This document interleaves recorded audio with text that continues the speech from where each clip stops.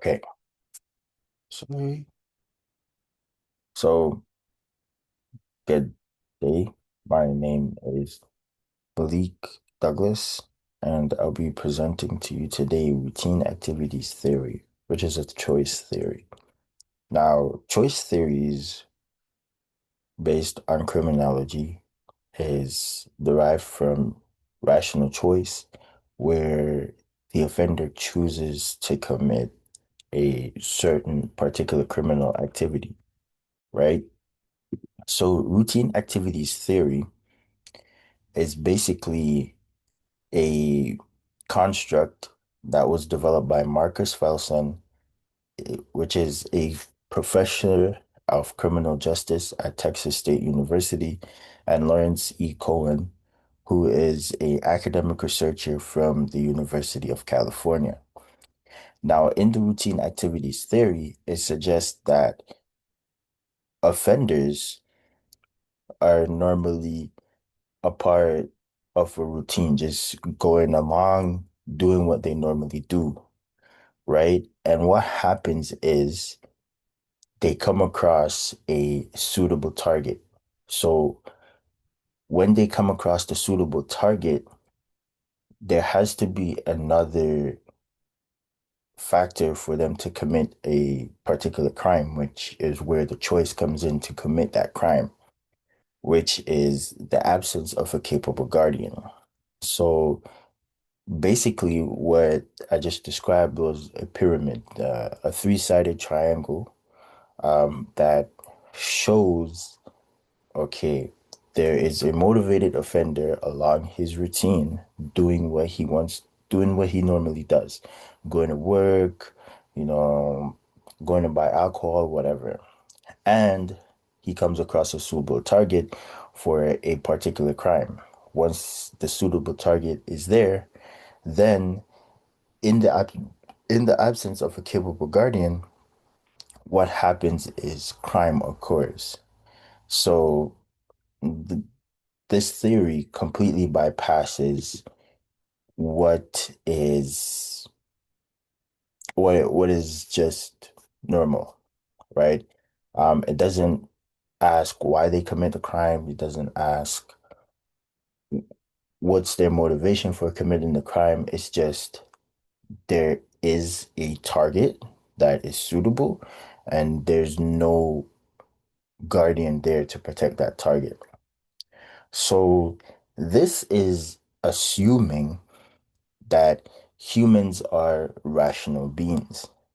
Now, according to different papers that I've read, it assumes that it's saying that humans are not actually rational human beings. Humans do things based on emotion.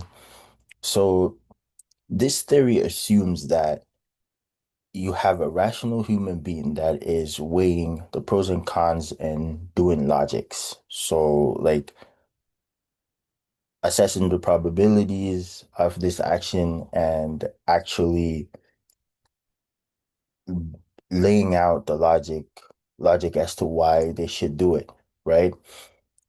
Based on studies done, it suggests that humans are more emotional beings and they don't exactly do things rationally. So, based on the first study by Sosa, humans are rational in belief, but not in choice, right? But in another study done by Simon, there is some level of rationality when dealing with decision making. So there is some level of cognitive thinking that goes on, or a process that goes on in the brain, right? So rational theory also assumes that the mind controls behavior. Now, people can be controlled by substances like alcohol, um, emotion. So, routine activity theory is assuming that we are in full control of our behavior, right? So, there is a thought that we're in full control over what we do and we're not influenced by anything else. So how does this tie into crime, right? And when we look at routine activities theory, there's certain crimes that it cannot explain. So a certain crime that it can explain is burglary, right? Or stolen cars, or just random street assaults, or sexual assaults. Um, so in Canada, uh, there has been a main problem that has been going on for quite some time over the years, which is stolen autos. And I'd like to just break that down. So in terms of routine activity theory, so the problem is stolen autos, right? And stolen autos in 2022, there was approximately 105,000 automobiles that were stolen just in Ontario, and that accounts for one auto stolen every 5 minutes, right? So what the solution was to start sharing the VIN numbers with different parties, so the Carfax and different companies that do the car reports for reselling of these cars. They also increased cargo export container searches. They started teaching specialized courses for vehicle theft techniques to actually stop the increase in vehicle thefts. There also was government grants issued, upwards of $150,000, approximately eight, that it was targeting projects to deter auto thefts, right? So as a result of this, there was a 17% decline in 2024 and also a 19% decline for half of the year, according to Public Safety Canada. Now, how does this tie into routine activity theory? Routine activity theory suggests that there is a suitable target, which is the car, and the offender is on his way out, prowling for something to do, some car to steal, some way to make money. So now, based on this, they they look at the auto as a suitable target. Now, is there any capable guardian, right? Are there any cameras watching? Or is there anybody surreptitiously observing, or like lights on in the neighborhood that you can see where the auto when somebody's stealing the auto, right? And with this routine activity theory, they now can make it less likely for them to make money from the stolen auto by increasing cargo export shipments searches, right? Granting granting funds into researching how to deter auto thefts, like cell phone monitoring to be able to track your car better, better alarm systems, uh, better like gestures in the cars and stuff like that, right?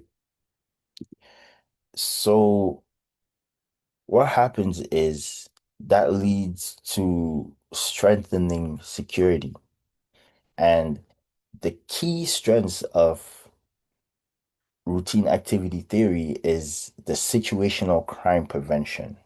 Um, so situational crime prevention deals with crime mapping and crime hotspots, where with crime hotspots, police can better serve their communities by having targeted and more focused patrols at particular crime times.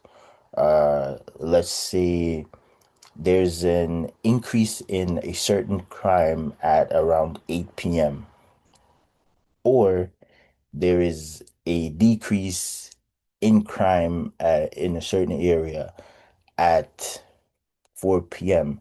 Now you have police being able to target the 8 p.m. slot in order to better serve the community and possibly prevent crime, right? A routine activity theory is very simple in that it is easy, it affects policy and it's easy to implement. So it has a lot of empirical evidence where there was a lot of studies done with crime mapping and CEPTED also, where they use the evidence from, so it's mostly evidence-based policing, that they use the evidence and they are capable of preventing crime from happening at certain times in certain areas. Now, there are certain limitations to this, which we can look at the fact that, not the fact, more so the idea that deterring one crime in a particular area transfers it to another area. Now, this is not exactly proven. Um, there is also studies done that we know that when you deter crime in one area, it actually helps to reduce crime in another area. Let's see, for example, um, your neighbor's upkeep of their house, um, the the adjoining houses in the neighborhood actually gain a benefit from this, right? One of the main limitations is that it assumes rationality, right? And rationality is just logic in decision making, right? And assessing probabilities, assessing the risk, right? Assuming rationality discounts for the use of drugs, mind altering drugs, where someone is not thinking clearly. Um, it also neglects root causes, where it does not look for why a particular crime is occurring. It just looks at the crime itself and attaches a way to detect that crime and how can we stop that crime, right? So it doesn't assess the offender's motivation whatsoever.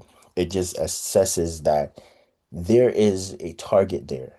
And if there's a target, then a motivated offender can get to it with the lack of a capable guardian, right?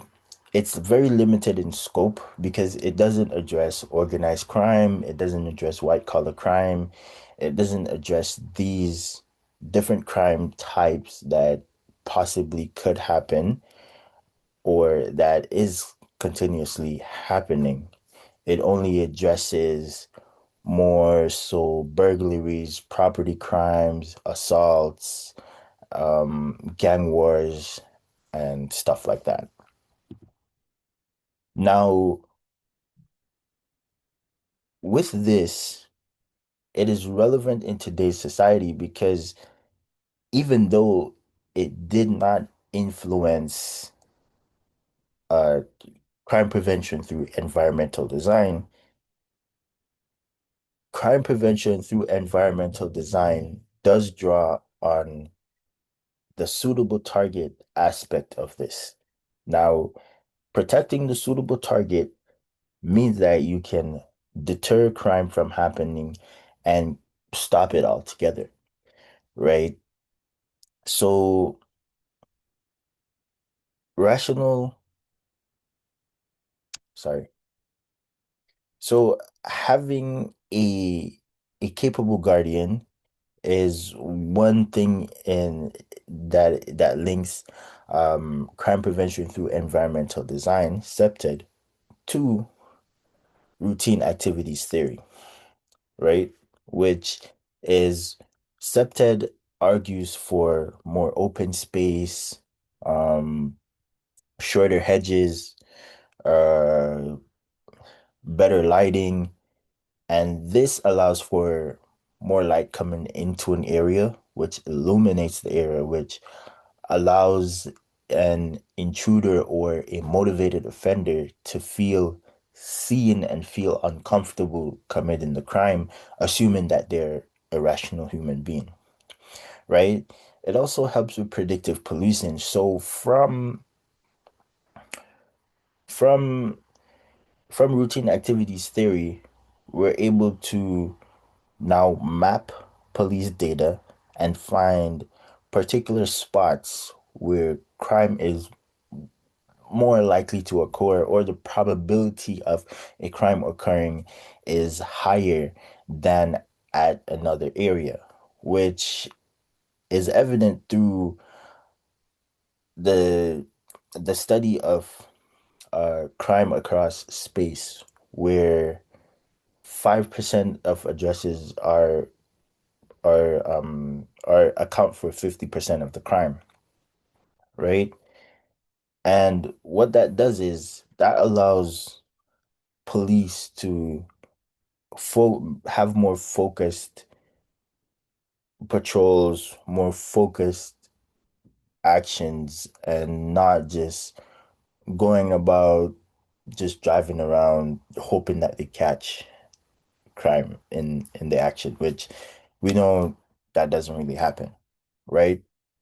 Or not happen all the time. So also with situational crime prevention, we can alter alter the environment through key cards, better access protocols, having a security at a particular spot in the building, like so what that does is that helps to reduce crime through environmental design, but also it deters a rational thinking criminal or motivated offender from committing a crime in a certain spot because they know they'll be caught, right? They'll be seen in the act and it's over. There's no way that the crime can be committed at that point, assuming that they're rational. These are my references, and thank you as we dive into trying to understand crime theories by Malik. Again, I did routine activities theory, and thank you for listening.